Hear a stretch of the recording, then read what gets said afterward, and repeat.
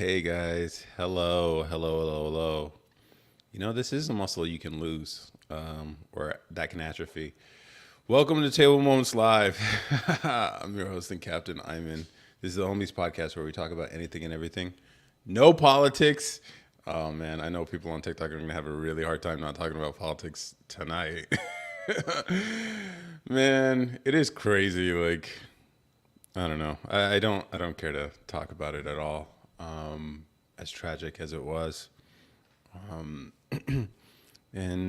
I don't know. I guess I do have some personal experience on it, considering I guess I was early. Some of my old social media posts are aging really well right now, if people stumble on them. But I don't know. I'm just realizing this political stuff just leads to division and anger and hate, and then obviously what culminated to the worst of it was yesterday. I'm not going to say it because I think the live stream would get banned, but it's just just the division just gets worse and worse and worse over time. Unless people are willing to get out of that vicious loop. But whatever. Outside of that, welcome to Table Moments. I know it's been a couple weeks. I was traveling and then I was sick, so I haven't been on in a while, and I haven't made content in a while. I don't know. I feel like going into the summer is just like a lull period where everything quiets down, including all the things I was working on. And now I'm in the ramp up phase. And so we might just go super hard the rest of the year, in terms of content, ideas, building stuff. I'm actually getting back into software, which I'm not even a fan. I don't like coding, but when it works, it's great. And so I've been working on some stuff and building some stuff, relaunching the wallet under a new name, and actually new selling features too. And I actually just came up with an even better improvement that I think it might make it the best wallet on the market for a very, very affordable price, I would say. But that's coming soon. Is that King Ayman? Yeah, what's up, man? Dreaming memes. It's been a minute. I know. It's just been a lot going on, but I'm back. I'm trying to get back into this whole live streaming thing. I didn't prepare anything for tonight, but it's just one of those things. You definitely can lose the ability to do it if you don't do it often enough. And I think, yeah. So this is me. If it ain't a good live tonight, just blame it on just lack of practice is what I would say. I don't have any topics, and I know people are probably gonna. I did not. This is not a grift. I don't care to grift on the political stuff that's going on right now.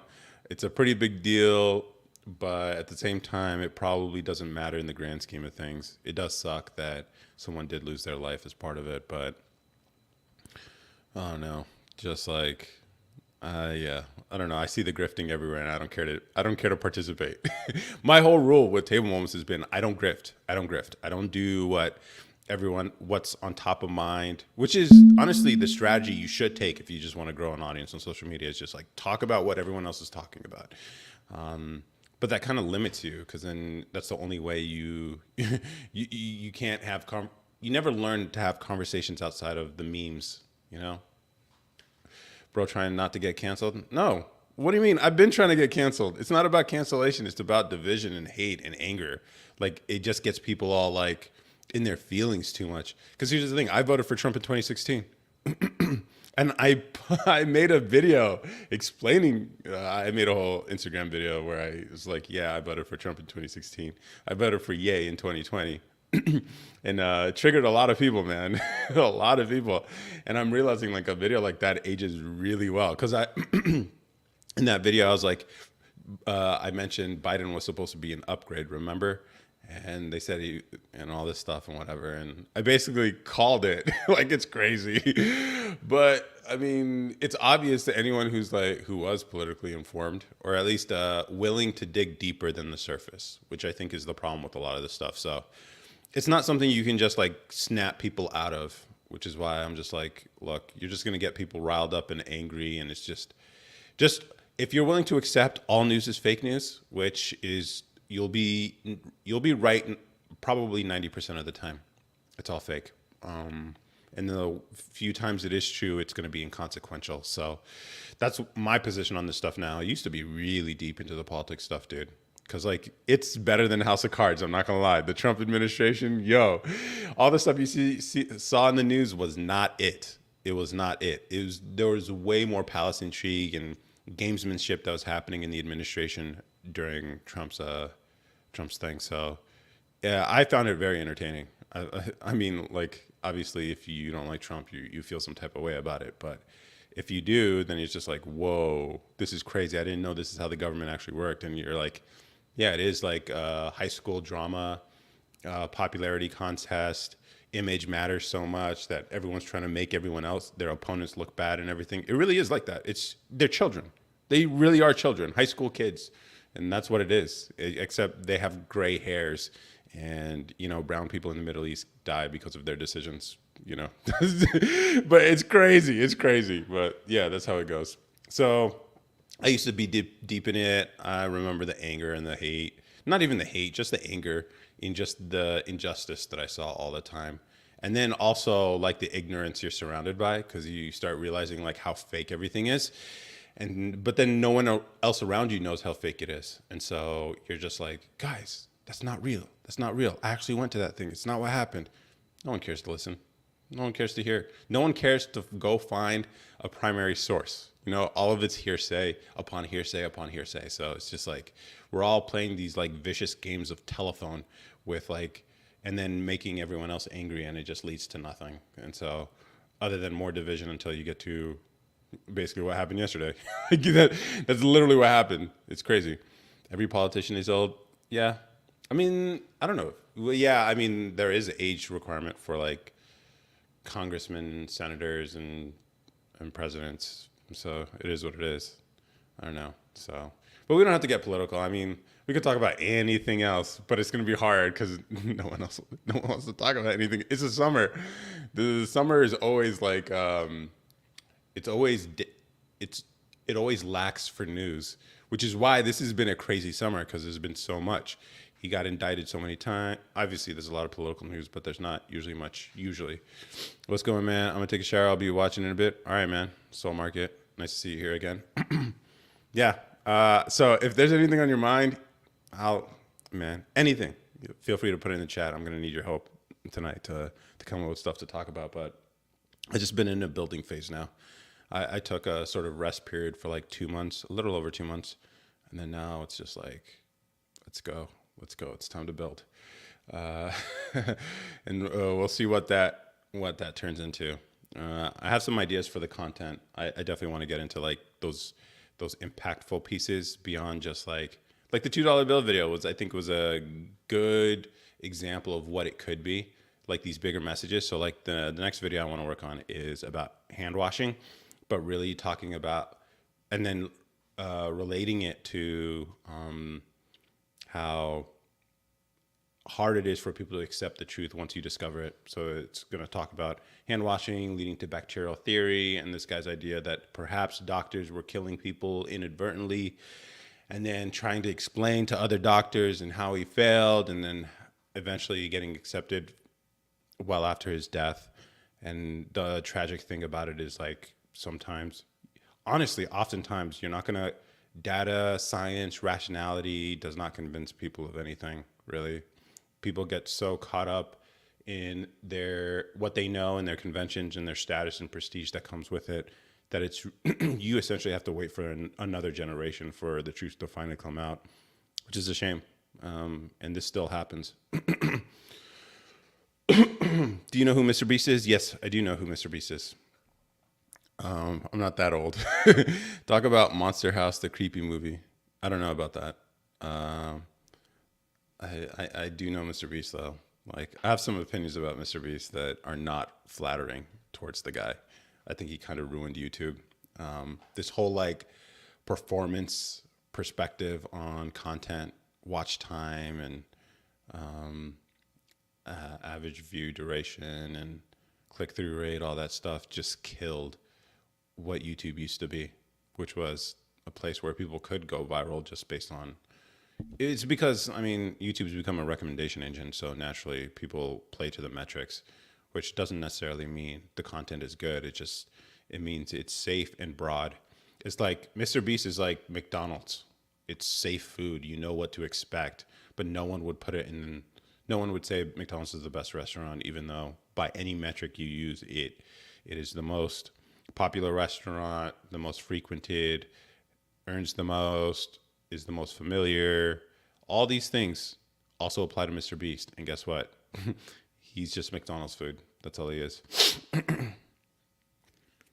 Mr. Beast is going to run for president in 2048. Okay. Sure. He's very strategic about his content. He doesn't take stances. So it's like, I don't know. I don't know if it'd be hilarious to see like a YouTuber running for president, but like he's very strategic about not taking stances on anything. So that would be hilarious though. Honestly, there's no reason why he couldn't even just run as for a YouTube idea. Just like, hey, I'm running for president and here's what it's like, basically. And then he actually gets his name on the ballot of every state because he can get people to sign. Right. His problem might be the age requirement I don't know if there's an age requirement for signatures, but if there is, then he has a problem. His audience isn't old enough to be able to like, because if you guys don't know, there's like a petition process where in order to get your name on a ballot, you have to have enough signatures for that state or that district or something like that. I don't know exactly the details, but there's a signing process where you have to get enough people to vouch to consider you for the presidency, or at least to be on the ballot in that area. And so Mr. Beast would not have a problem getting signatures. The problem might be if there's an age requirement. Because he could just be like, yo, I'm going to be at this mall. I need signatures to get my name on the ballot. And he could literally put his name on the ballot. Now, I think those of us who live on the internet overestimate the reach the internet has, because most people are not on the internet like that. It's crazy to imagine because we're on here all the time. We're on social media. It seems like everyone we know is on social media, but guess what? There are people who don't know who Mr. Beast is. A lot of adults don't know who Mr. Beast is. I wager my fiance probably doesn't even know who Mr. Beast is. And she's on the internet. She's on Instagram. But it's just like that we live in these silos that it's hard to look outside of. And so when you understand that, it's just like, yeah, for young kids on the internet who spend all their time on the internet, who play Fortnite, who are like under 18, they all know who Mr. Beast is. Outside of that, unless you're like really active on social media and you do this, possibly even this content, you might have to make content too. So because you probably, if you make content, you probably study stuff to see on how to make it better. And he's the pinnacle as far as most people are concerned. And so I'm pretty sure that's what it is. You kind of have to be involved in it. Because I'm 34. I would not know who Mr. Beast is or was if I did not do social media. I'm not a social media guy in terms of like spending time on it. Now, lately, because TikTok is kind of addictive. But before this whole podcast content stuff, I never spent any time on social media. Like, it's crazy. Like, my personal account still has less than 100 Instagram followers. Some people come from the Table Moments account and they message me there. It's like, I don't respond. I don't share my life like that. The only thing I share is through Table Moments if there's something interesting to share. But I'm not like glorifying my own life. I've never been that kind of guy. So that's what I would say. It would be a hilarious idea though if Mr. Beast did. He should do a video, something. He could probably figure out a way to like flip it into like the state that I get the most votes in gets like $1 million or something. I don't know. I think it'd be hilarious. I think it's too late to register for the 2024 election, but you should consider it for 2028. That'd be a hilarious idea. It's just like I ran for president. He confirmed it. All right. Is he going to be old enough? There's an age limit. Wait. How old is Mr. Beast? I think he's like 25. He's 26. Age requirement, president. You have to be 35 years old to run for president. So he's not going to be old enough. He's going to be 5 years short. Oh, 2048. 2048. Got it. Okay, never mind. 2048. Yeah, he'll be old enough. Yeah, but okay.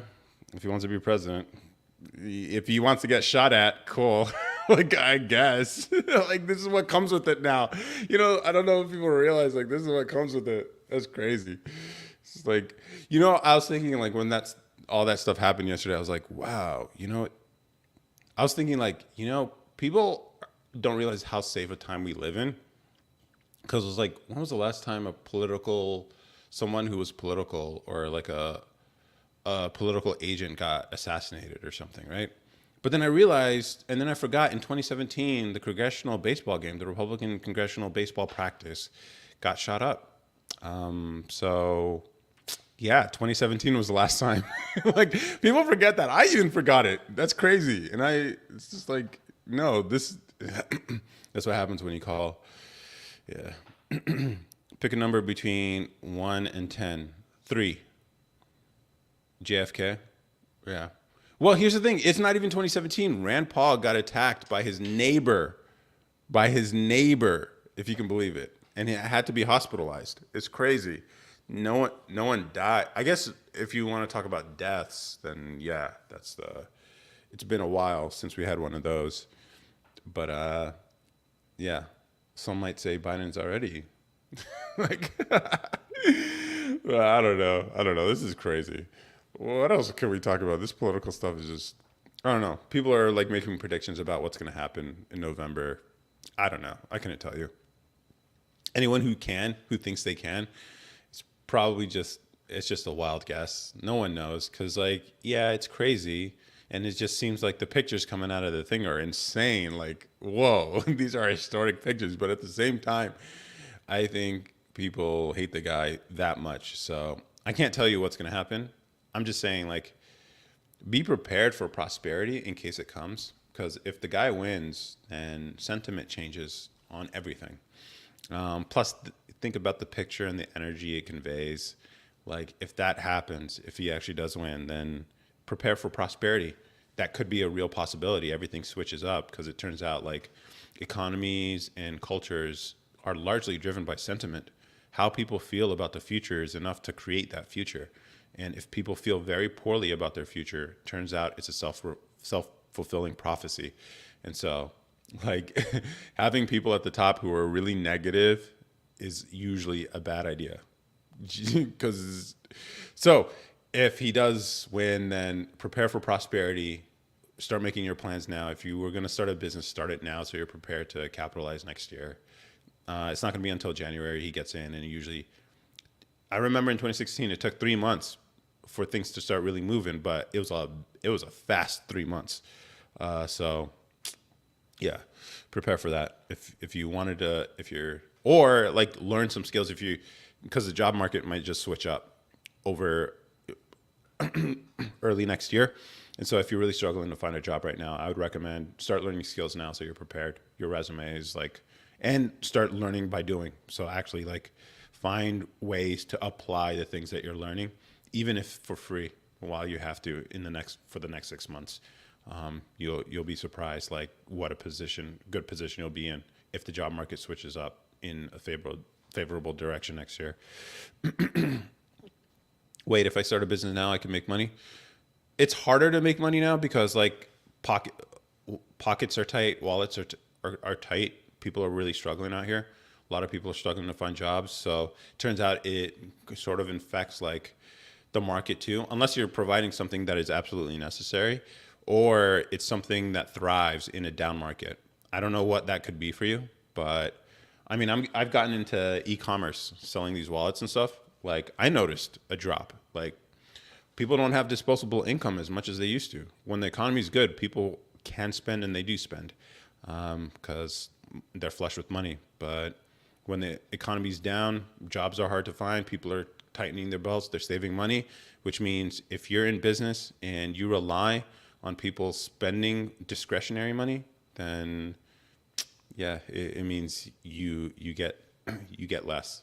So I would say like unless you're providing something that people need in an economic downturn. So I don't know what that could be. I mean, this is the reason why they say one of the signs like an economy's doing bad is like a lot of people going to McDonald's actually, because instead of going to the higher end fast food restaurants, they go to the lowest end, the most cheapest and affordable. But McDonald's isn't even affordable anymore, so maybe not that, maybe some other thing. But like, I'm just saying, people cut back. Maybe people start shopping at Goodwill more frequently, or they go down market. So they used to shop at Kohl's, and then they go to Marshall's instead. And so that's what people tend to do. And so economies are weird, but that's how they tend to seem to work sometimes. So yeah, be prepared. Well, here's the thing I like about this advice. I mean, yeah, take it with a grain of salt. Like, I'm still figuring things out. I can't say like I know what's going to happen, but like, if you are, if you figure out how to run a business now, or learn some skills and be able to be useful now when things are harder economically, then they'll be so much easier when things are fruitful. And so it doesn't matter. You can't lose by actually applying yourself right now, at least for the next 6 months, using this time. If you have some time, like let's say you're between jobs or whatever, it could be a good time to just learn. I've been learning a lot, and sometimes I have to remind myself, like, the learning process can be a grind sometimes. I just spent the last couple days trying to figure out this like software issue. I'm building a Shopify app to help me manage the logistics of selling these wallets, and so I can reduce the cost for myself to ship, but then also give information to people. All right, so I know how to do drop shipping and video editing. Yeah, I would say lean into that. Like, if you know how to do drop shipping, then I think with drop shipping, it's about like finding the right thing to sell with the margins, understand the economics of the product, or at least understand margins. Like, there's a reason why there's a 4x multiple in e-commerce, because there's cost with logistics, there's cost with returns, there's cost with breakage, there's cost for shipping, there's cost for a 3PL or like the distributor and the manufacturer, because you're not making this stuff yourself. I have the advantage that I make these myself. So I have the advantage that I send these myself. I handle logistics and I handle manufacturing. So I have margin. So like the profit margins on this are insane. But it's because I make it myself. Which, I mean, once I factor in labor costs, it's still better than having it made somewhere else, but I have control over it and I can guarantee the product and the quality, and I don't have inventory, so I don't need a lot of cash up front. But if you're doing drop shipping, you sort of have those issues. So keep that in mind. Learn what exactly? That's a good question too. I can tell you what I'm learning. Like, I've been doing content for like years now. I guess it's appropriate to say years. It's worth learning some way of like getting in front of people, because you start realizing like being able to communicate and persuade people is a useful skill no matter what. That was my attitude when it came to like making content online. I'm like, I was failing a lot every day, but I got to the point where I realized like it will be useful one day, and it has been so far. It has been, and I haven't even capitalized on it yet, and I still want to improve before I really like squeeze this juice out of it. So I would say learn some way to get in front of people or communicate, or some way to present yourself in a way that's receptive to people, because that's basically selling yourself or selling something that you're working on, and then building something that you can build. Now, this could be maybe a service, skill, product, pretty much anything. And this is not even my advice. This is Naval Ravikant. He's a venture capitalist guy who turned philosopher, and you basically had this like tweet storm basically describing how to get rich without getting lucky. And he has these principles that he talks about in all these tweets. And the main message of his thing is like, learn to build, learn to sell. If you can do both, you're unstoppable. And it's true. Like, I'm getting to that point where I'm still learning how to build, but I can build at least a media, at least I wouldn't call this an empire, but at least an audience. Okay. So he has 4 forms of leverage. Alex Hormozy takes his ideas from Naval, by the way. He just switches up the words, but basically the 4 forms of leverage that allow you to have greater impact than your own self, which then accrue to you, and that's how you become wealthy. The first one is labor. So getting people to come work with you or work for you. And so this is you hire people or you partner with people to go build and be able to create more with more people involved. The second is money. So putting money to work. This is where financiers, bankers, hedge funds, investors, stock market traders, this is where they make their money, using money to make money. And so it's about deploying capital, deploying money to people who can convert it or create more value in the world with that money. And that's where wisdom and being able to make good decisions applies to you as someone who uses money as a form of leverage to grow your own wealth. The last, now these two, labor and money, require permission. Either typically people don't have a lot of money to work with and you need a lot of money in order to make it work. And so typically people give it to you. This is where like investors or like limited partners, or if you run a hedge fund or you trade stock and you manage people's money, that's where that comes from. Labor is literally people just giving permission or people wanting to work with you. So you persuade them to come work with you or for you, but they require permission. Now, these last two forms of leverage, the next one would be media. So this is like content. So before, in the past, there were gatekeepers. If you wanted to be on radio, if you wanted to be on TV, there were all these people that you had to go through. You had TV stations, you had radio stations, all that stuff. Now we have the internet. Now anyone can make content online. That's why you're seeing me here right now. I started a YouTube channel, TikTok channel, Instagram, all that stuff. I think it's over 160,000 people across the platforms, which is crazy to think about, by the way. But yeah, and that has literally made me money. Like I've even direct payment from social platforms. It's a crazy thing, especially like when you get one video that pops off and you're just like, whoa, this is a fat check.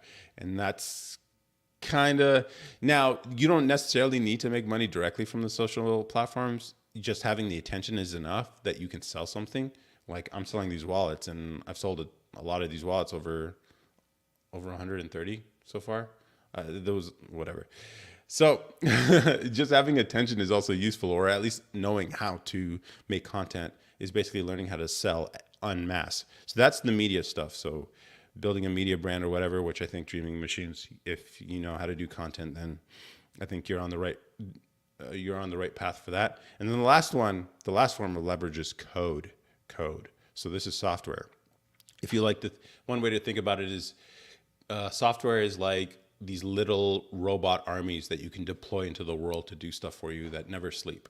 If you can learn how to code and find the right thing that could be automated or do it for other people, then you can have something that you only have to produce once, but then can keep working for you. And so it's like, on the one hand, it's reproducible. So you can always share copies of this stuff with other people. And then they'll pay you for it, but you didn't have to do any additional work to make that next copy of that code, because it's literally just a copy paste. The other form is like if you use it for yourself to automate something that you normally would have to do by hand, that would be very limiting if you had to do it yourself. That's what I'm doing right now. Like I'm building a Shopify app to help me automate the logistics part of shipping, creating the labels, the tracking codes for the envelopes that I put these wallets in. And also, I haven't worked on it. I'm going to be building this over the next few days. The part where people can self-serve. And like, you know how when you get a tracking code from USPS and you can just click the link or put the number in the search engine and it tells you where your package is?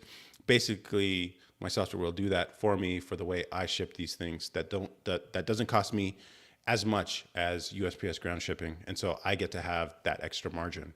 And then I also, it helps with customer service because people have asked me before, like, where's my package? And I've had to do it like automated, or I had to do it manually and look it up. Instead, people can self-serve. And so that takes a whole part of this whole fulfillment part out of my hands. And then I'm also thinking other people could use it too. So on the one hand, it's taking off workload for me for fulfilling these orders. On the other hand, it could also do the same thing for other people and they could pay me to use the software. So that's the plan long term. If other people want it, but I need it. So that's why I'm building it. And so that's code. I'm learning how to use AI because it's the future. Okay. And make AI. Okay. The internet made a lot of things easier. Yeah, it has. Have you used AI yet for your learning or your business? I've used AI a little bit to like learn. I just noticed that it's not as accurate as. Here's the thing: you have to be able to check it. That's the thing. Like I don't know if AI will ever get to the point where you can trust it to give you accurate information, but so far, like if I know the stuff and I just want some clarification or to help me find information, maybe it could be useful for me. I haven't quite figured it out yet. And Google has for their AI Gemini, their Gemini AI, they have this competition going on right now where if you build some sort of app, you can be entered into prizes or whatever. And I've been trying to like think what I could build because it's actually a fairly easy API to use. But I haven't come up with anything. And I'm a pretty creative guy. So I'm just wondering like, I don't know if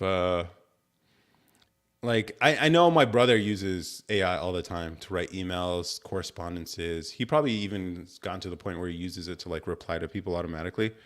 But there's something about the human touch that outperforms something automated. So even like with the envelopes I sell, I put these envelopes in when people order them. I still use a physical stamp, even though I could print it. I could print it. I could order it from USPS and print it on the thing. But the physical stamp, the fact that someone had to like peel it off of something and put it on the envelope, it looks different from regular mail. Regular business mail is just like the stuff that you don't even bother opening. But this is an envelope I want people to open because this is something they've bought from me.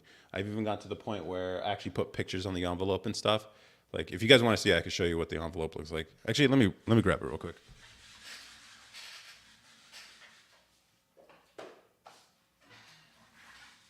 Okay, so I've been experimenting. I've been experimenting. So like cool envelopes like this, where I can actually put pictures and stuff. The human touch, putting more effort into this, and then this right here, this stuff right here, that's what I'm automating right now. This barcode here, you see it on business mail all the time, but it's not typically used in consumer mail. But it's a system. It's a system provided by USPS, but it's a whole software thing, and I'm I'm automating it. There are services out there that kind of do this, but they're old and clunky and they don't work really well. And I'm integrating mine into Shopify, so it's for other Shopify vendors or merchants who also sell things that can also fit in an envelope. So the idea is like, boom, Table Moments Project, that's the envelope, or Table Moments Project, that's the envelope, or that's the wallet that I put in there. And yeah. So that's the idea behind it. So AI is for simple things like Terminator might become real. Yeah, yeah. I actually have a script idea where I give the bull, bear, and the doom case for AI. So there's gonna be like some software dude who's like, which I would be playing all the roles, but I would just be like, clickety. He's like, hey, AI is pretty awesome, huh? And then this creative type would be like, are you serious? He's like, yeah, it's cool. I use it for my job all the time. It's like, AI, and then talk about humanity, creativity versus AI and machine, and how all the content that it knows can come from people. And so naturally, when it runs out of information, it's going to degrade, and how creativity is beyond just like what performs the best. It's something that speaks to the soul. So it requires a human to do it, to come up. And then the dooms, then there would be a third personality that would come in like halfway through that they're both surprised by, and they're like, no, you're both wrong. AI is going to lead toward destruction. Pretty much every movie, every science fiction movie about AI is about destruction. There's none that has been, and just like go into that. I suggest you learn about it, since trusting AI is not an issue. So it's possible you don't understand AI. Using AI to write is a minor feature of AI. I never use it to write. I mean, I experiment with AI all the time. Like, I haven't been able to make that leap towards actually being useful in my day-to-day life. Like, I haven't. Like, that's the thing. Like, I've asked it questions when I have trouble with stuff, and I realize like the information's dated. This is a big problem with like these current models, is that it's dated information. So like I try to use it to like explain some software framework, and it gave me old information, and I'm like, Yeah, if you don't know that it was old, because I was confused by like the structure of this framework I was using. I was like, why? What exactly is this? Why do we have to build this component, this part of it? And I asked it to explain, and then it was giving me an explanation, but it the designers of the framework didn't had made changes because of like security issues or whatever, which is the reason why things were different now. But I didn't know that. So that's the problem with this stuff. Like if it's anything contemporary, it's not going to be good at unless these models update in real time. Maybe they'll get there one day, but it's still a massive amount of information that has to get processed, and the model has to be like basically I don't know, rebuilt, but at least updated. And so like if it's timeless information, yeah, it's totally useful. If like Google already is already replacing search results with AI. But again, you kind of have to trust it at this point. If you don't know enough about what it's talking about, it could lead you astray. It definitely can. And I have seen it for myself. So you have to use GPT-4 for new information. And here's the thing. I don't know if there's something, I haven't quite nailed exactly the correct criticism for AI. I mean, obviously you have the creative aspect, losing humanity, all that stuff. I think a weak one. But I mean, technologically, it might not even make any sense. Like this idea that everything is like, how do you, because it's just a prediction algorithm. That's all it is. It's just like predicting what the next word should be in this thing. So, and if you do creative work, if you've ever created something like beyond yourself ever, which I've gotten glimpses of it in my life, like you'll realize there is no algorithm that can make stuff like that. There is no, because even people, you see musicians, artists, directors, actors, like writers, they create stuff sometimes that's beyond them, and then when you hear them talk about their work, you're like, how did this person make that? Because it's incongruent. It doesn't make sense because they don't seem like the type of person who could have made what they made. Because it turns out it's beyond themselves. It's like some higher plane of existence. I like to call it God. Some people call it the universe, or spirituality, or whatever, or the divine, I guess. But like, there's more to this than just like some skill-based, rational stuff. So it's hard to explain to people who've never tasted anything like that before. But once you've tasted it, you'll be like, you know, it's just like Pharrell talks about this, Rick Rubin talks about this. That's why they sound crazy to like technologists. I remember this one podcast between Rick Rubin and Mark Andreessen. Yeah, they're talking about like technology and the state of technology today, and how these algorithms on social media work, and how ad platforms work, and all that stuff. And you could see they're so confused with each other, or at least it's more like Rick Rubin confused by what Mark Andreessen's saying, because he's saying all this stuff as if like this hyper rational point of view, and then Rick is just like, yeah, but you don't actually believe that though, right? Clearly that wouldn't work because it will lead to this dooming conclusion. And then Mark's like, it kind of works. So this is what we found out works. And I'm just like, these technologists are kind of blind to humanity and the higher stages of existence. So I'm not too worried about them. Like, they'll be rich. I get it. But like, I'm not too worried. They're not making our future. It always leads to destruction if you're not understanding like the deeper things about all this stuff. So I'm not too worried about like, because I see that as opportunity. I see that as opportunity. They're so blind to this higher plane of existence that this is opportunity for anyone who's open to it. And I've become open to that. That's the thing. I didn't start off this way. I was just like Mark Andreessen, just like super hyper rational. All this stuff has to be measured, and well, this is just like sometimes you just got to go by the feeling, man. And then you just go, and then you'll be surprised what can happen. The tail effects of that are insane. AI, no one knows what's going to happen. It uses the same information that humans still use, but faster. Yeah. AI versus aliens. Okay. AI versus aliens. Oh man, that would be a good movie. That would be a really good movie. Um, and then what happens to humans? Demons versus AI. You know what might be the thing? AI is the demon. That's probably what it is. It's just like, all right, bro. I don't know. I think people worship one thing. People worship intelligence way too much. All right, Apple, whatever. Excuse the thumbs up emoji. I think people worship intelligence way too much, and I was in there. I was in rationality and all that stuff way too much.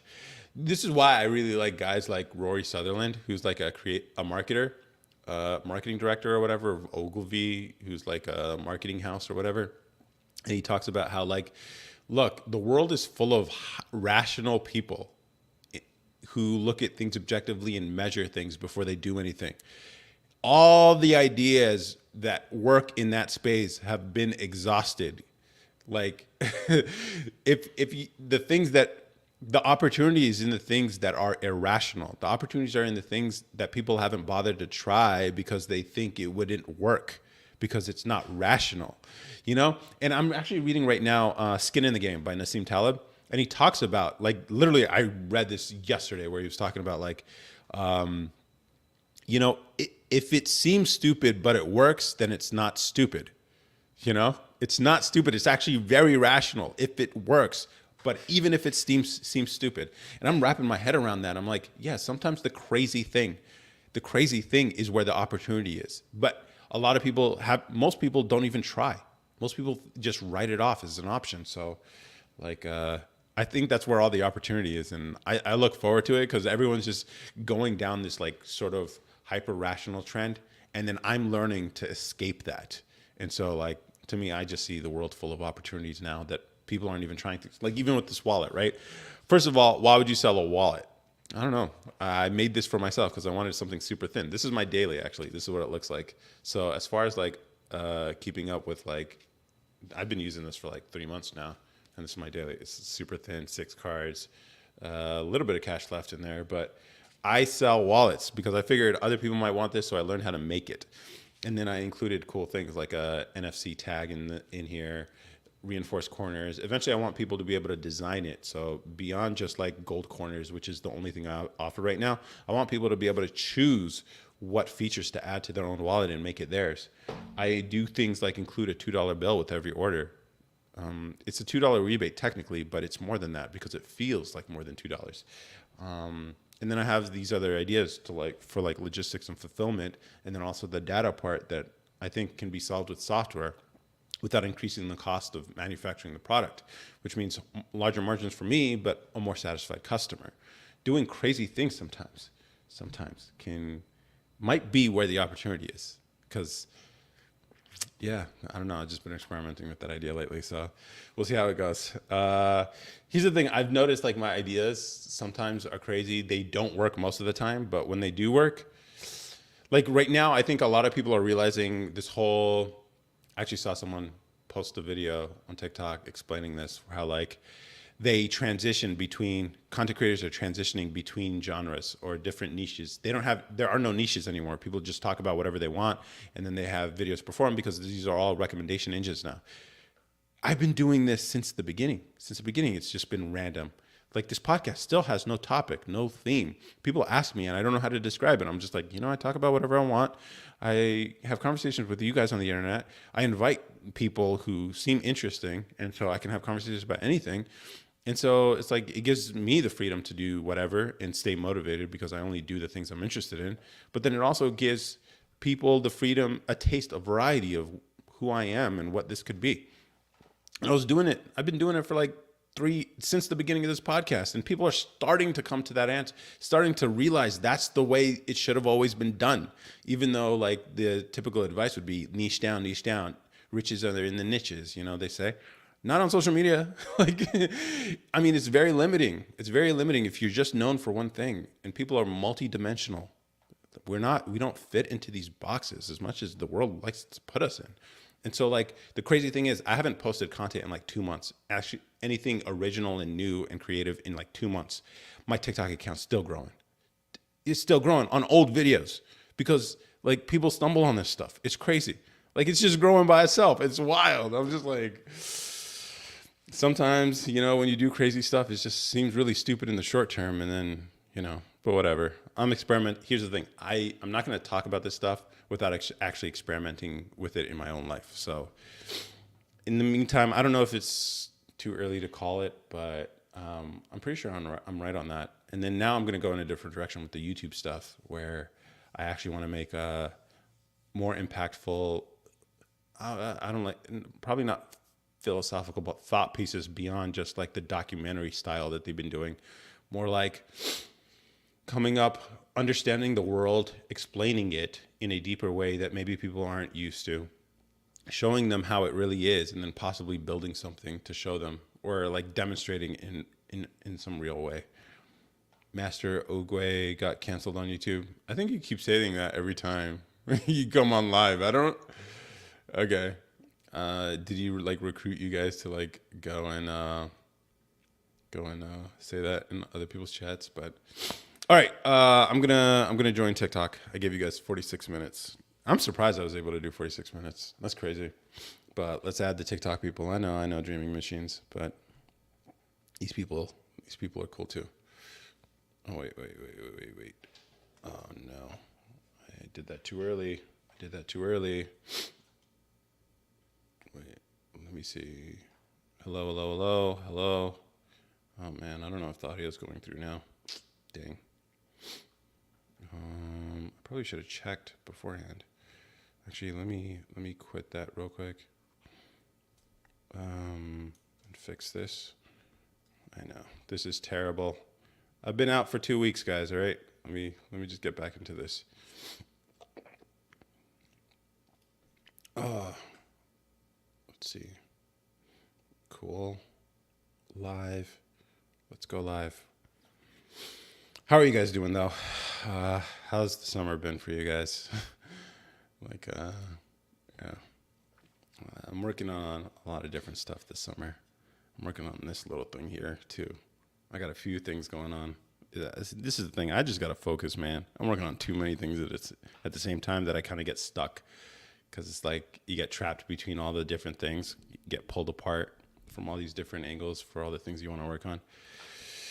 So, yeah, I think the wallet thing, the Shopify app, I think I can focus on that 100%. And then when I just can't output anything for that, I'll work on this one. I can't talk about it anymore. I talked about it. I hinted at it for a little bit, but I guess I can't share it anymore. At least in the near term, I can't share it. But I will talk about this once I get this done and I actually build this thing. Then you guys will know about it. You guys will be the first to know about it. But it's gonna be some cool.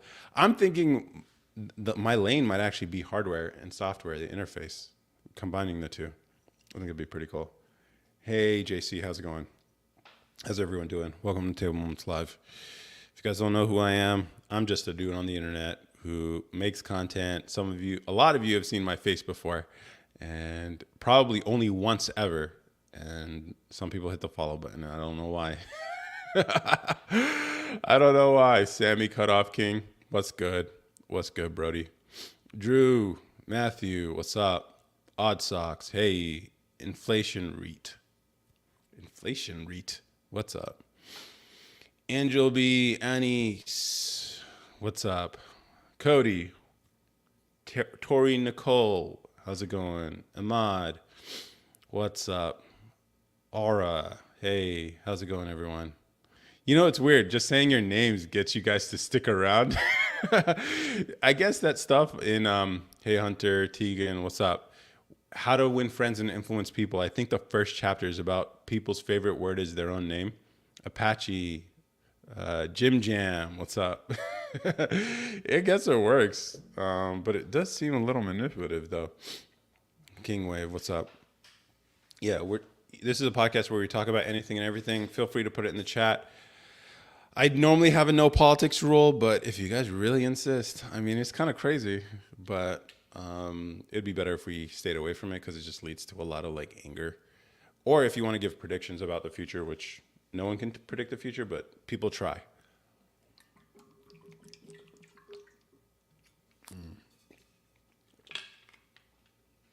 Michael Jordan. That is, I've never heard that one before. I've heard so many different types of Jordan. That's a weird one, bro. John, I think you need your eyes checked. They're making a Shrek 5. Oh, man. Why? Why do they ruin all the good stuff, you know? It's just like you realize Hollywood has lost all their creativity. No one wants to take risks with stuff anymore, and I get it. I mean, it's hard to justify. What do you mean eyes get checked? I don't look anything like Jordan. I don't. Michael Jordan? Either one of them Jordans I don't look like at all. Like, come on, bro. But yeah, Hollywood has lost their creativity, unfortunately. Oh, yeah, I get it. But like, that's a weird one. That's a definitely a weird one. But yeah, like right now, if I watch a movie, I watch old movies. I don't watch new ones because they're just like,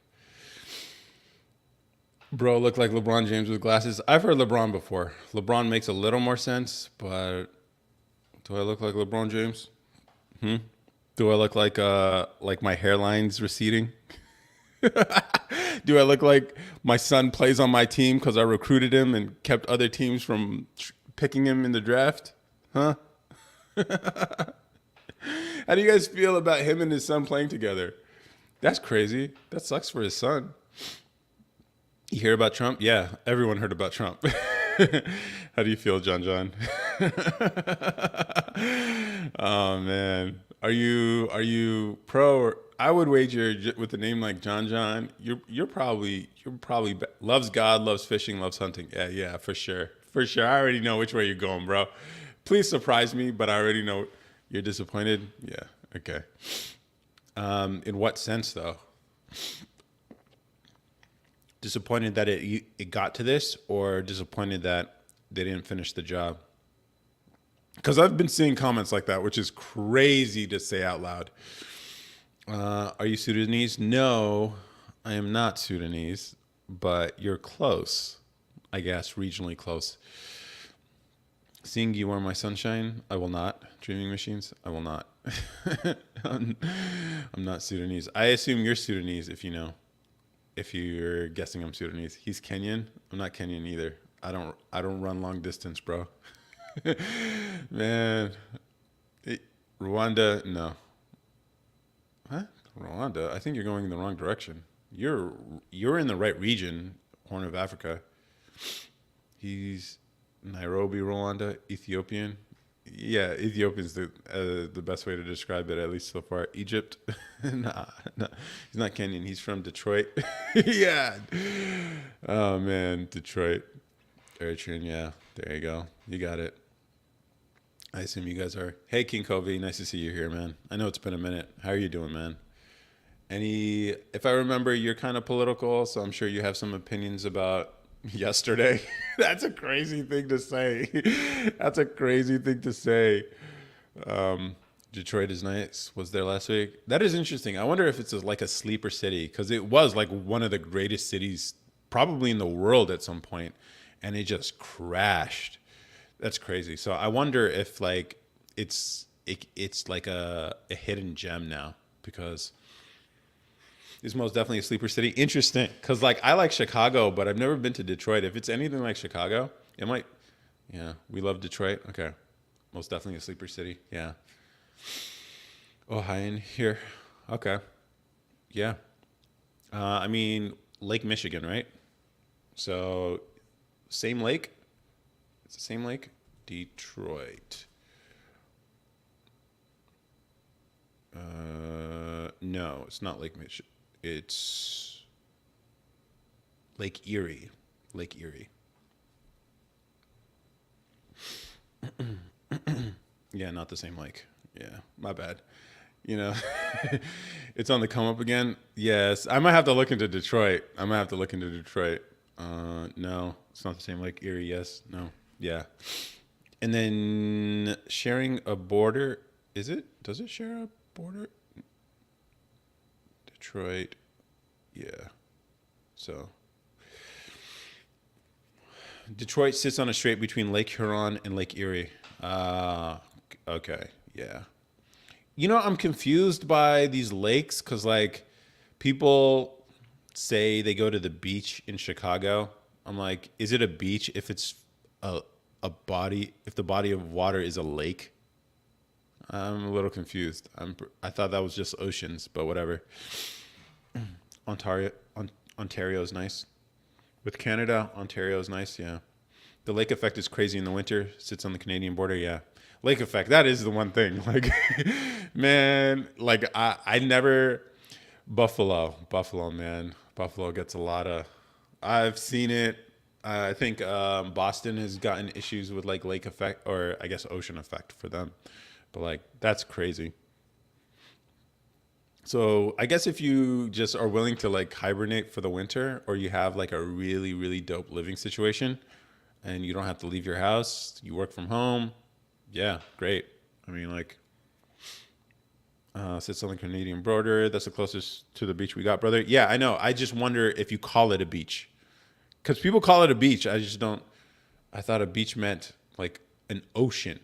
The body of water had to be an ocean. Define beach. So, a strip of land covered with sand, pebbles, or small stones at the edge of a body of water, especially by the ocean. So, I guess it's not exclusive to an ocean. So, yeah, I guess it is a beach. The Great Lakes are more like seas than lakes. Yeah. Is the Pacific Ocean a lake? It's an ocean. It's an ocean. So, I think oceans surround land, and and land surrounds lakes. I think that's what it is. But even then, like the lake connects to the ocean via rivers. So sometimes, I guess. I don't know if it has to, but yeah. What's up, cutie pootie? What's up, Lauren? What city are you from? Originally from a northern city in California. I'm in Austin now. I'm in Austin, Texas. Hey, if someone gave you 67K in cash, what would you do first? That is a interesting. That's a very specific number. Wait, let me catch up with these. Oh man, how is Analog Horror Story and there are no jump scary? I don't know. $67,000 in cash. What would you do first? I would probably put it in a money market account, and then just like taxes. You got to pay taxes on it. You don't want to get caught up in the government. Like, yeah, that's be careful with that. And if you receive $67,000 as a lump sum, you're going to be paying a fat tax bill, which sucks. But hey, that's how our tax system works. How's Austin? It's cool. I mean, I don't have any complaints about. I mean, it's hot. I mean, all of Texas is hot, so you got to deal with the humidity and the heat, and then obviously thunderstorms in the summer is a weird thing if you're from California. But I spent a lot of time in upstate New York, so I'm used to like thunderstorms, heavy rain in the summers, and all that stuff. What city in the Cali? What city in Cali? The Bay or somewhere else? I don't want to say it because like it's not that I don't. I have family who's like. I have a family member who's a little more concerned about like revealing location stuff, so I'm not gonna.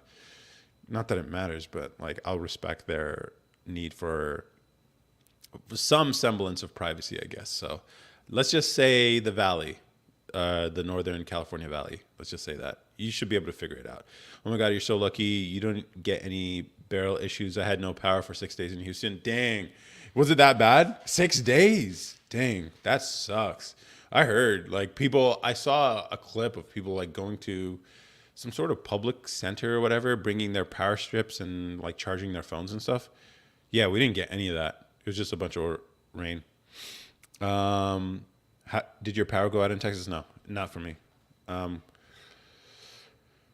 Talk to an advisor. Yeah, that's good advice, King Covey.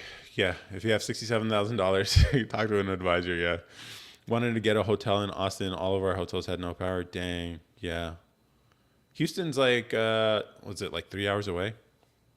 Yeah, Dallas 209. I don't know what you mean by 209.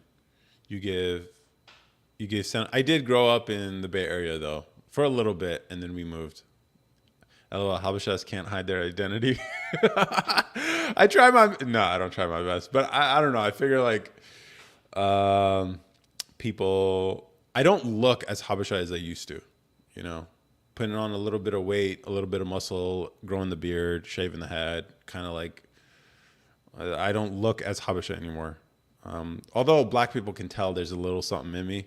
There's a little of that Arab in there, you know? And then Habesha people are like, you look familiar, but you're not quite there. uh, where I live, power was off for 5 days. Dang. What do you guys do for 5, 6 days when the power's off? Bro was hot AF. People were losing their minds because there wasn't any restaurants open either. People want to go to restaurants when the power's out. I don't know if I'd want to eat at a restaurant if you knew their refrigeration was an issue. You know, like that's 5 days without power. I wonder, that would be an interesting challenge though. Maybe that would be an interesting couples challenge where you're like, we got to live together with each other without using any electricity or like power, which means you can still shower, but maybe with just cold water. So assuming, well, no, if you have a hot water heater that runs on gas, it should be fine. But no AC, no electricity, and you guys are supposed to like, maybe it's kind of like camping with a partner and see how you guys manage. Do you guys like devolve into your animalistic needs and you guys are just ruthless? And it's sort of like that show where they put those people naked and afraid, I guess, except without the naked part. I don't think that's necessary. But an interesting couples challenge. I'm gonna run it by my fiance. Honestly, it's like, hey, do you wanna live together with no power for 5 days? Do you think it'll make us stronger or like break us apart? I don't know. I mean, there wasn't options available to eat. Yeah, if I move to Texas, I'm gonna need a Tesla Powerwall. Yeah, but did you see what happened to all the Teslas? I saw. I think it was in Houston. It must have been somewhere, but it was a long line of Teslas. Everyone at the charging station, waiting their turn to charge their cars, and I'm like, dang. My apartment was hotter than outside. Dang, yeah.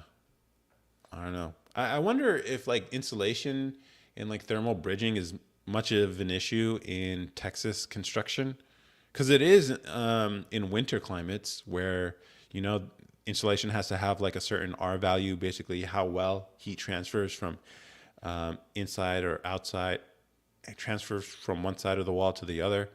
And so I wonder in Texas, because like winters really don't get that cold. I wonder if they have insulation like that, or they care that much about it. Yeah, I was in Somalia with no AC. It wasn't bad, but the humidity is what got me. Yeah.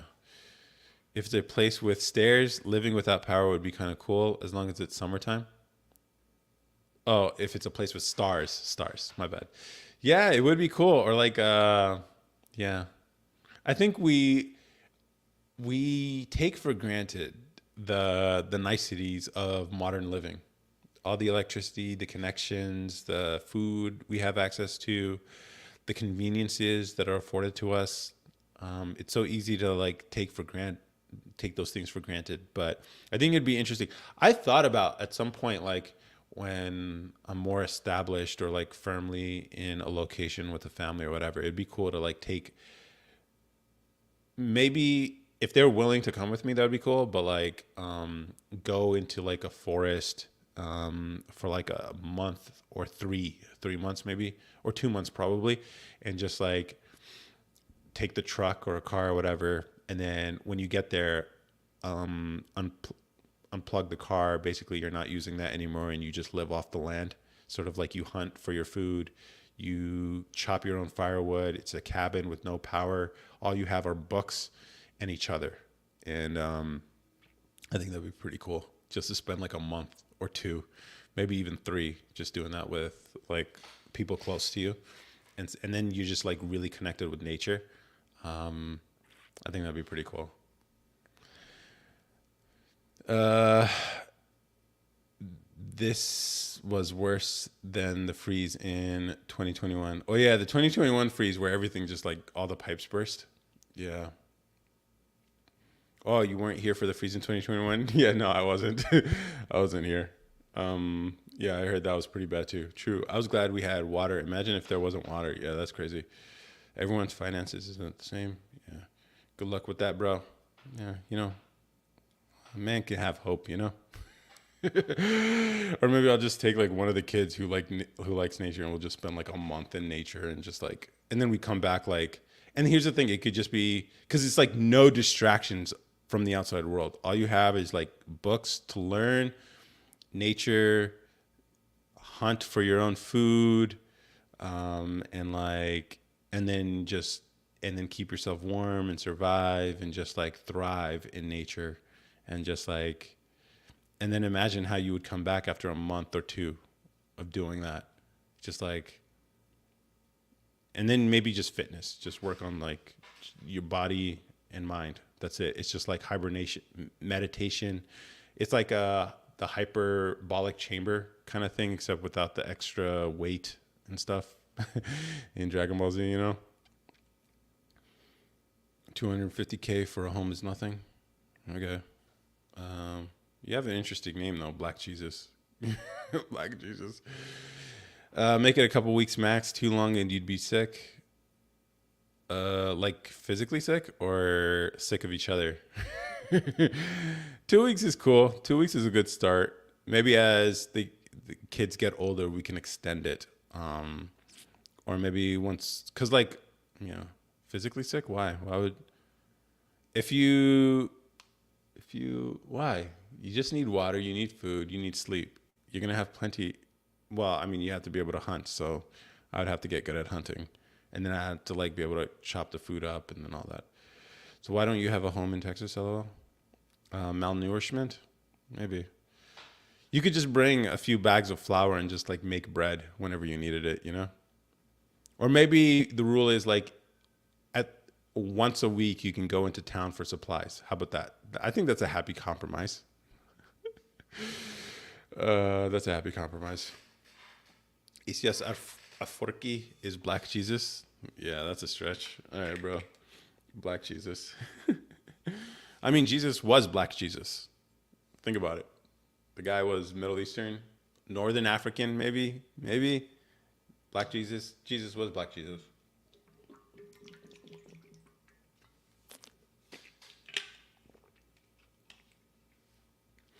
I don't know. Using the bathroom in the woods doesn't sound appealing. Yeah, that one's. I know it doesn't sound appealing to me either. I don't like that. I'd have to figure some way to make that work. Vitamins, minerals, essential nutrients. Yeah, you'd probably need to like bring a pack of essential water, probably, just to make sure you get the electrolytes you need. I have a home in Texas. I want to sell and move to Texas. Really? I mean, first visit Texas before you commit. Like, I assume you've been here before, but like, I guess if you can stand the heat, then yeah, that'd be cool. But yeah, what do you guys want to talk about? I'm just like going off on my like possible. Dallas isn't bad. Yeah, definitely a lot of Habeshas there. I hear. I didn't find them when I spent a month there, and I didn't care to find them either. But that's what I hear. So yeah. But yeah, what do you guys have on your mind? Yeah, I don't know. I know a lot of Habeshas get really excited when they hear that other Habeshas are in a region. Um, like right now, everyone's celebrating the Tour de France Habesha guy. Um, yeah, my dad's pretty excited about that, as most Habesha people are. I'm just like, you guys don't know anything about cycling. Why are you excited about this? But whatever. It's how they are. They're really loyal to their. I don't even know what to call it because it's not an ethnicity. Culture. It's not even culture because I mean like he's writing. I don't know. I don't know if he's writing, but whatever. But that's interesting. They have nothing else. Cycling is big in Asia. I thought it was long distance running. But cycling makes sense. It kind of fits with the whole cardiovascular gifts that region of Africa has. So that's cool. What about Trump? You got opinions on it? I mean, everyone's gonna have opinions on it. Um, Australia restrooms are scary. You're gonna check what's inside the toilet before you use it. Yeah, like an alligator or a crocodile. That's yeah.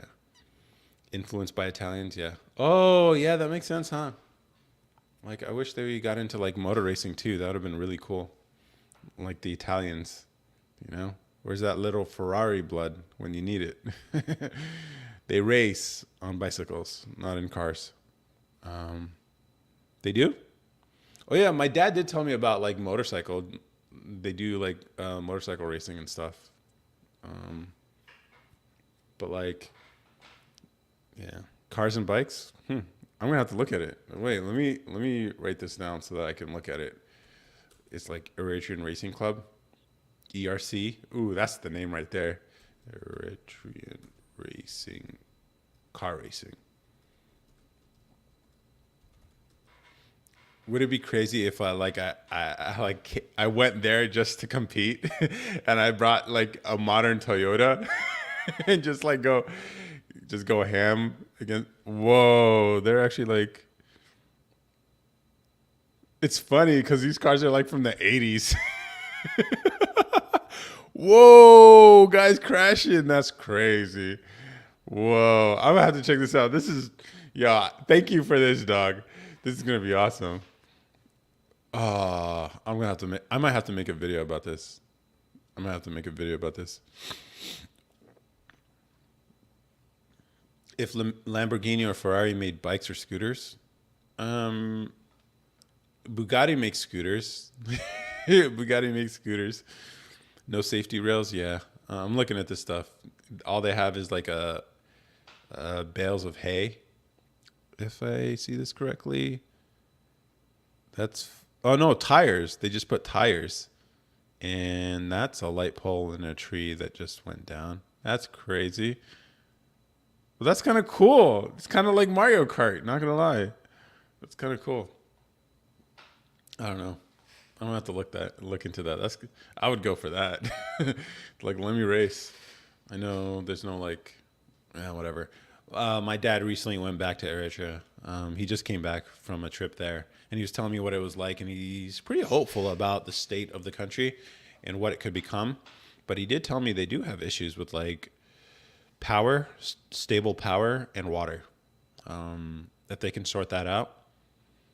Yeah, and they do have internet, guys. There is internet in Africa. If you didn't know, but you kind of need stable internet in order to make it accessible. So there's like, I guess, internet cafes, but it's really slow. So it'd be cool to like go back and like fix these problems.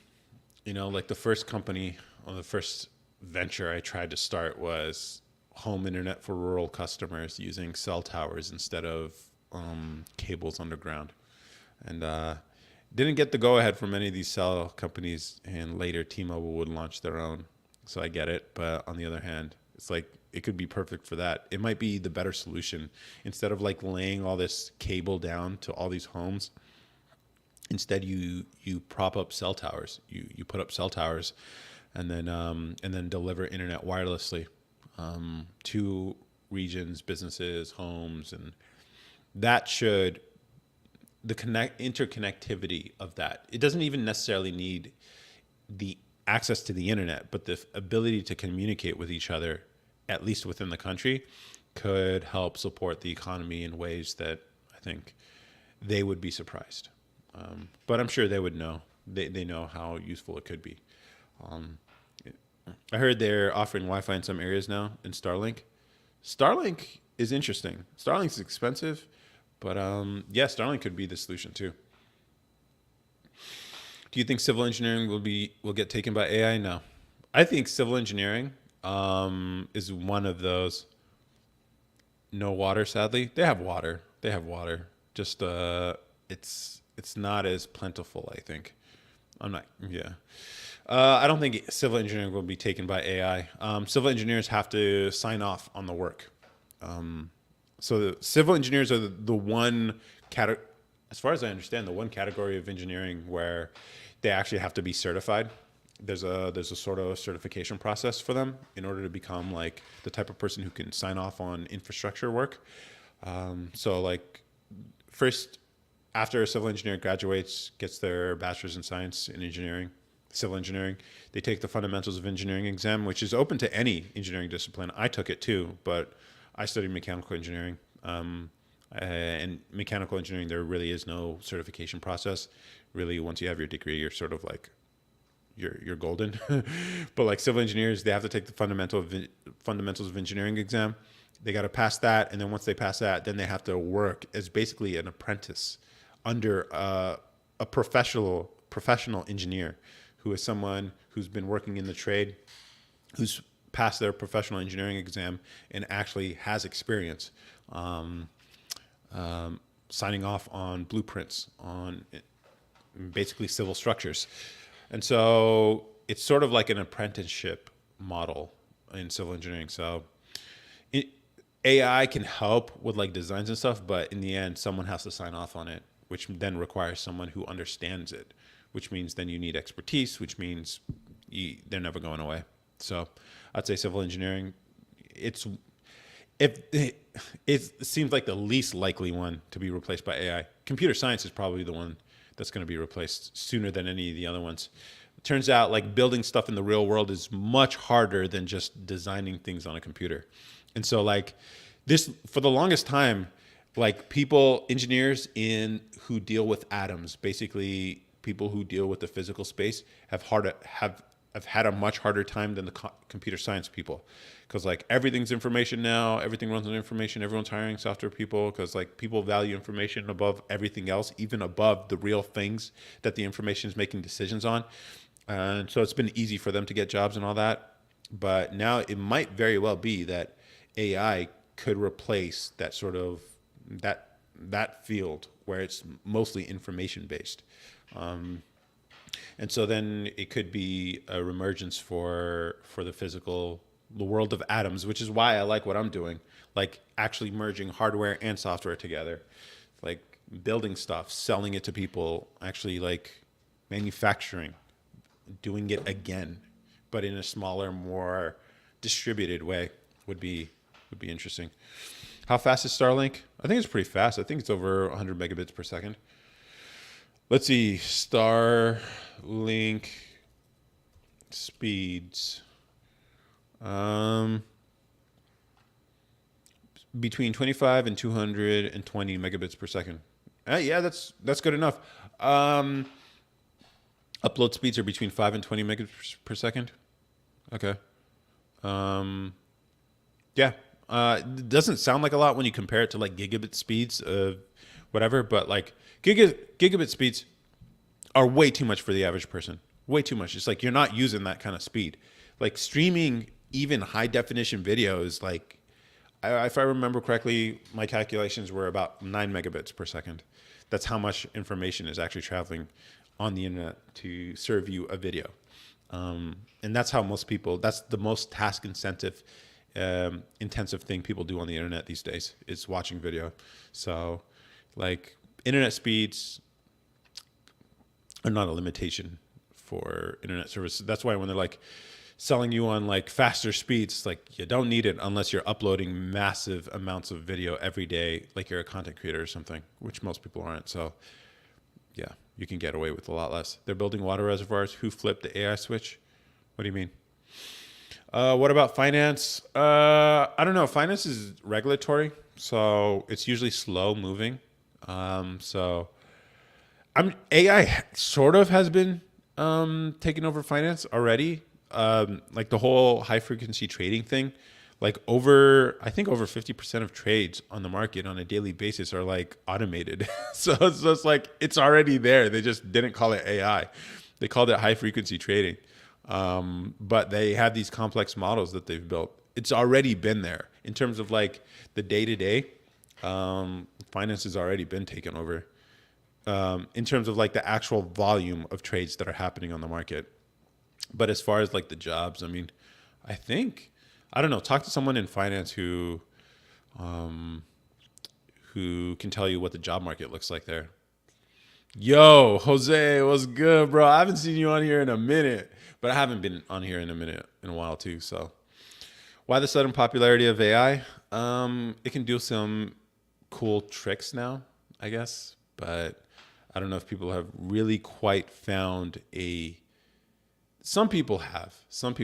Like, there's these guys, Builder.io, who are building their own LLMs. their own AI models using some cloud software that Google provides to basically turn your Figma files. Basically, for those of you who don't know, it's like designing software for like interfaces, software interfaces. Think of it kind of like Illustrator for web developers, basically. And so like UX UI designers use Figma, software developers use Figma. It's whatever. And so you can make these designs, and Builder.io building tools that can take that design and turn it into code. And so that's pretty cool. That's pretty cool. That's very useful. Especially if you don't have a coding background, or if you're a software developer and you're working with a designer, they can send you their Figma file along with the code, and then you could just tweak it to fit whatever infrastructure or whatever you're actually supposed to apply it to. So there's a reason I haven't been on here, bro. It's a really funny story. Remember you sent me that wallet? Yeah. Well, I saw the packaging and saw your logo on the envelope, but I didn't open it because I wanted to open it on your live. I've made a lot of improvements since then. So let me send you another one. I've made a lot of improvements since then. So don't even trip, bro. So when you were live, I was gonna open it. Yeah, let me send you another one. I made so many improvements, and I'm doing a relaunch too. So I'm gonna send you another. If I remember, you asked for the green one, so I'll send you another green one. Yeah, and you added me. Yeah. So yeah, don't even trip, dude. Like, I know I haven't been on here the last like couple months either. I've been on lives, but I haven't been posting content. I've been sort of like working on some other stuff, or like working on the self, I guess, but it is what it is. Then I went to go get it and realized my girl threw it away. Even with the $2 bill in there. That sucks, dude. That's crazy. I was so embarrassed I just left you live and didn't come back. No worries, dude. Nah, don't trip. I'll send you another one if you want it. But I've made some improvements since then. So it's all good, bro. It's nice to see you back on social media. Yeah. I've been seeing your boxing videos, so that's cool. Yeah. This stuff is so weird, man. This social media stuff is so weird. I think it is healthy to like step away from this stuff every now and then. I think it's good for your health. So as much as I like having you guys here, as cool as the conversation's been over these last like all the times I've been on. I made a wallet, so like this is mine. Actually, I can't show it because I know my name's gonna show up. But yeah, it's a minimalist wallet I designed for myself. So yeah, this is my daily. I went with the red. I'm relaunching it literally later tonight if I have the energy to do it. But I make stuff. So I've been selling it directly to people through Facebook ads. So it's been really cool. It's a way to like start a business. It's not a great business to get into, by the way. Like men's fashion, I guess it's technically men's fashion accessories, but it's something I made for myself. So I figured other people might want it too. And yeah, it turns out there's a handful of people out there who do. And I added some cool stuff to it too. So yeah, nice. Can it cut through boxes? No, it can't. It can hold your money and your cards. And it can also serve as a digital business card too, because I put an NFC tag in there. And then now I even figured out, literally today, I think I figured out how to add shape memory metals into it so it can hold its structure while still staying thin. I think that's pretty cool. Yeah. Oh, Azara Loyalty Travels. I forget did you ever say what your name was? Creating memories with the little one? Yeah. Hey, how's it going?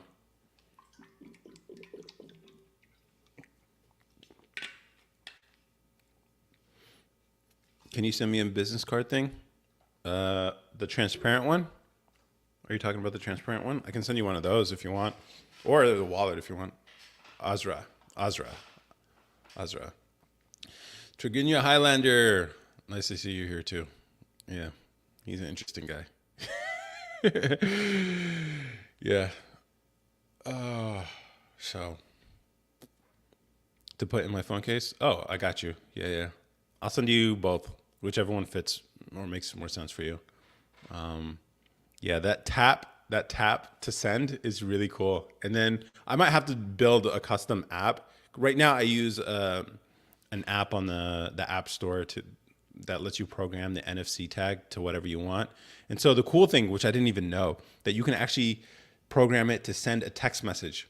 So like you can, so like when you're meeting someone new, I put the NFC tag behind the logo. So like when you tap it to someone's phone, it'll automatically send them information wirelessly. So right now this points to the website I have, but I think it'd be even cooler to text messages. So like when you're exchanging numbers, instead of like typing whatever, just like tap to their phone, it automatically opens up iMessage with your phone number, and then it also can store a short message, and then just tell them to hit send, and boom, now you guys just exchange numbers in like an instant. I think it's pretty cool. It's just it makes the process a little smoother, and it's a talking point, and it adds a little virality to the product itself since people were sharing it. That's the idea behind it. So that's cool. Hey, cutie, in the club. Yeah, that could actually work. That could be a great way to like exchange numbers with a girl. Here's the problem with, as far as like for courtship though, because if you give her your phone number, she has to reach out to you, which for certain women, sure, they have the initiative and agency to do that, but most women don't. So it won't necessarily help you with that. But if you have a bunch of followers on Instagram, you could just say tap your phone or send your Instagram account to her, and if she sees there's a lot of followers, just like, oh, okay, she checks out. You know what they'll do? They'll like and or heart a few photos, and that's your opening, guys. And so that's, I think, the best. That is, I think, as active as the average woman will be when pursuing you. If she's not interested, just take the loss. But with tech, it'll be much more likely. Maybe with tech, it could be that way. Here's the thing. The, I get it. I mean, like, I don't know. Women are interesting. Let's just say that women can be very interesting. And then she could just not be interested, but she could also just be like, I don't make the first move. I'm very timid about that. And so like giving her your phone number will likely mean nothing happens. However, if you get her number and you reach out and she's like passive or dismissive or doesn't counteroffer with a day or time that works best for her, then that's definitely a sign she's not interested. But at least you know it's a no, instead of just like she just never reached out. Instead, you know what you could do? Because if you tap, no, so you're right, Air Jordan. So like if you tap the phone, the wallet to her phone, it opens up iMessage, and then you could put something witty like, like, yeah, hey cutie, that what you said, and then hit send, and then it's as if she sent that to you. So now you both have each other's number. So yeah, never mind. Forget what I just said. It works. It'll work for you guys. So yeah, this wallet can help you like really slide in them messages, guys, in a really cool way. So you're right. But you've already texted first and approached her first. Yeah, you're right. So yeah, I didn't even think about it. Yo, this is actually a great selling point, by the way, because like I'm reading this book on advertising right here. If you guys are interested, this is an old book, but sometimes you have to go old to understand the essence of what it is. Because like, you know, you can read all these modern books about like, here's how you do marketing in the modern age, social media, blah, blah, blah. It's just like, you're welcome. Yes. Wow, that is great. That is so good. But like old books have wisdom. So if you're going to get into marketing or whatever, consider this. And let's see if I can find this quickly that I'm not just, let's see. Kind of facts to get. Let's see. There's certain things people are sort of motivated by. Show people an advantage. That's basically the entire message of this. If you can show people an advantage in some way, and typically self-interesting advantage. So if your product does that and you can demonstrate that, then it's a lot easier to sell. And specifically for men, the way to appeal to men is through either more money or more girls. And so this could be it. And I actually wrote on the website the new version of the website, which I think is looking pretty good. Team at tamo.tv, tamo.tv, if you want to see it. You have to go to the product, the specific product to see it. But in the description, what did I write? Programmable tap tag. That's what I'm calling it. The tap tag. It's an NFC tag, but I'm calling it a tap tag. So it also plays into that whole. And so forget paper business cards. Imagine how cool you'll look when you send your phone number via magic. And so that's the idea behind that. So I think that's pretty cool. But yeah. Yeah, I don't know if I have much more. I've been on live for an hour and 30 minutes. I think that's cool. Do you guys have anything on your mind? Anything you guys want to talk about? Or we can, yeah. Anything you guys... Are you familiar with Touch of Modern website? No, let me check it out. Touch of Modern. Modern products and styles. Interesting. What is it exactly? Discover modern designs up to 70% off. You have to log in? That's crazy. I don't like it. I never like when browse. Please let me browse without logging in. Oh, okay. Cool. They sell unnecessary cool things. Oh.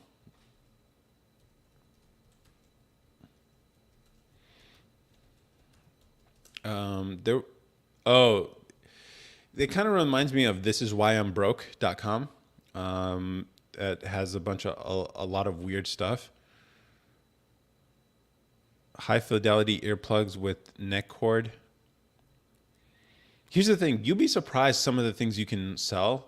Like there's this ear plug Swedish company. Ear Labs? Is it Ear Labs? No. What's the company? There's this company that makes like these for music.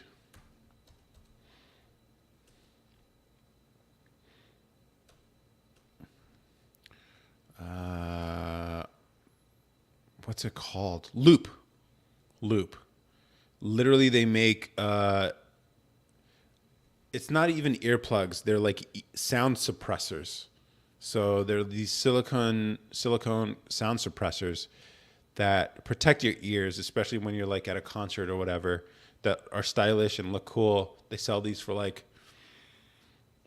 $25 minimum on the stuff, and it's just like pieces of plastic, but it I don't know, it's just like earplugs. It's like you'd be surprised all the things you can sell. Like I sell wallets, and I think it's practical and pretty cool. Added rigid features in here so the corners don't bend. And the next step is to make these corners here actually reinforced with shape memory metal, because I think it's just cool. It costs a little more, but I mean, as far as like the grand scheme of things, I think it's worth including. But yeah, this is cool too. I'm gonna have to check this out, see if there's anything in here I'd want.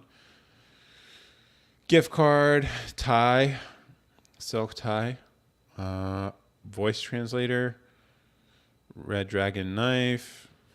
Very interesting. Cool. Very, very cool. Leg compressor. Interesting. USGP minimal movie poster print. $139. Huh. Yeah. All right. All right. What else you guys got? I don't have anything more. I don't know if I have much more in me. Here's the problem: when I don't go on live for a couple weeks in a row, I can't handle how much speaking I do, and so now I can feel it in the back of my throat. Pause. But basically, yeah, I'm gonna pay for this if I. This is why I continue to hydrate while I speak, This is a lot. But yeah, if you guys are good, I think we could just call it quits. If you guys have nothing else on your mind, just keep in mind, like, these next few months are going to be filled with a lot of distraction. Obviously, the political thing is dragging a lot of people into it, even people I wouldn't expect, which is, it is what it is. I mean, it's election season, and everyone's going to get dragged into this. Try to avoid it if you can. It's easy to get riled up and angry and then start hating other people because of it. And I used to be there. I'm saying this because I used to be there. I've learned to let it go. And I can take a position now where I can look at this sort of like from the outside and be like, wow, this is kind of crazy, but at the same time, not be too invested because there are more important things. Could be spirituality for you. It's been for me. But just keep in mind that in a world full of distractions, trying to get you involved and riling you up and inciting the lazy emotion of anger inside of you, understand that you can have some peace. You can have some peace. You can not participate. Pray for peace. Yeah, that's a great suggestion. I don't even know if I feel comfortable praying in public right now. But yeah, thank you. Yeah.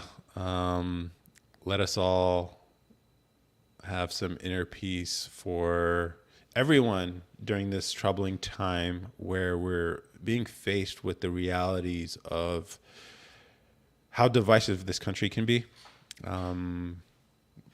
Hopefully, if the Lord can allow us to love each other, at least even during this time of like conflict.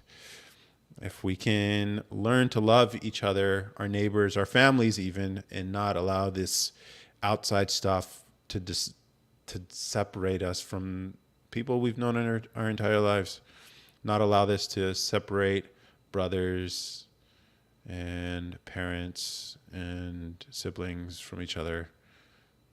I mean, you're going to be emotional, but hopefully you can remind yourself, you can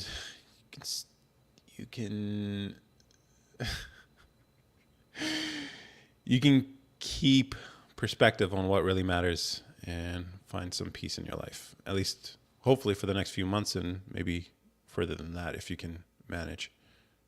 In Jesus' name, I guess. Amen. Amen. So it's something in between. I'm not comfortable praying in public. I'm not.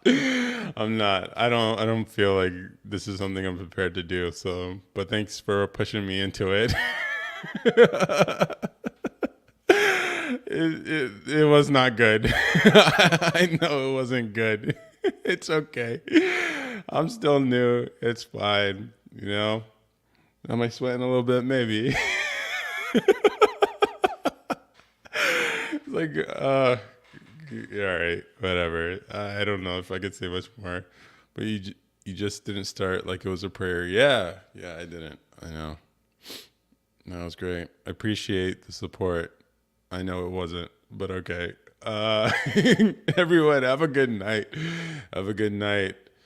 Black Jesus, Alimo. Have a good night. Air Jord, have a very good night. Yeah, catch you guys next week, or maybe even earlier. Maybe I should just make up for it for not being the last couple of weeks. But yeah, build if you can, learn if you can, try to use these next few months. If things work out in a positive direction this November, then opportunities will present themselves. So just prepare for the prosperity if it comes. And if it doesn't, then you're prepared regardless. So yeah, everyone have a good night, and have a good week. Bye. And bye to you, Dreaming Memes, if you're still here, which I think you are, but yeah. Bye. Let's end here first. And now, end stream here. Peace.